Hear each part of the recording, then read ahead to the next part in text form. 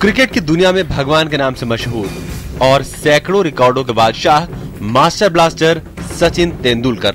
लेकिन सचिन अपने करियर के दौरान शायद ही कभी विवादों में घिरे। जब भी वो बोले क्रिकेट पर ही बोले। लेकिन अब जबकि वो क्रिकेट की दुनिया से दूर हो गए हैं, उनकी आत्मकथा प्लेइंग इट माई वे भारतीय क्रिकेट के काले अध्यायों से पर्दा उठा रही है।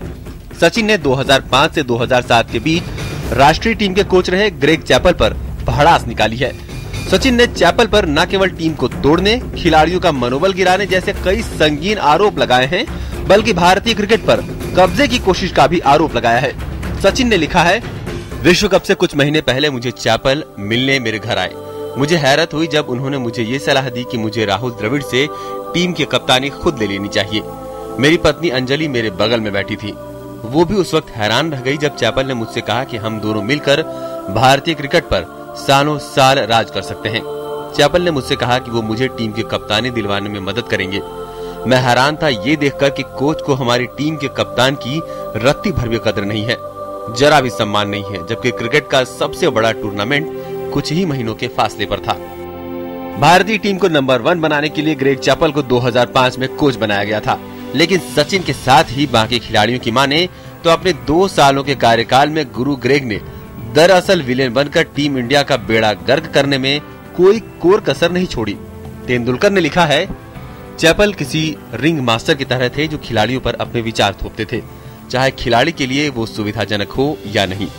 मुझे नहीं लगता कि ये कहना गलत होगा कि हम में से ज्यादातर को लगता था कि चैपल की कमान में भारतीय क्रिकेट गर्त में जा रहा था। चैपल सार्वजनिक तौर पर हमारी ईमानदारी पर सवाल खड़े करते थे, वो माहौल खराब कर रहे थे।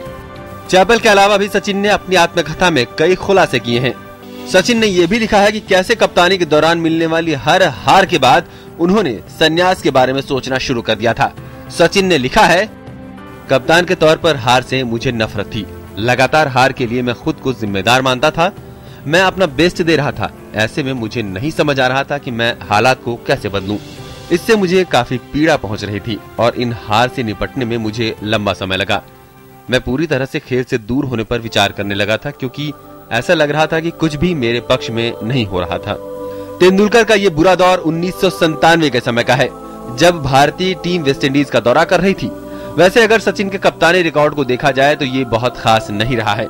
सचिन ने 25 टेस्ट में टीम इंडिया के कप्तानी की है, जिनमें से 9 में हार मिली है, 4 में जीत मिली है, जबकि 12 टेस्ट ड्रॉ रहे। बातें कुछ भी हो, एक खिलाड़ी के तौर पर सचिन के योगदान पर सवाल नहीं खड़ा किया जा सकता।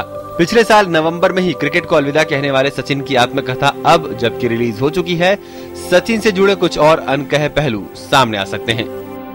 News night desk, DD news.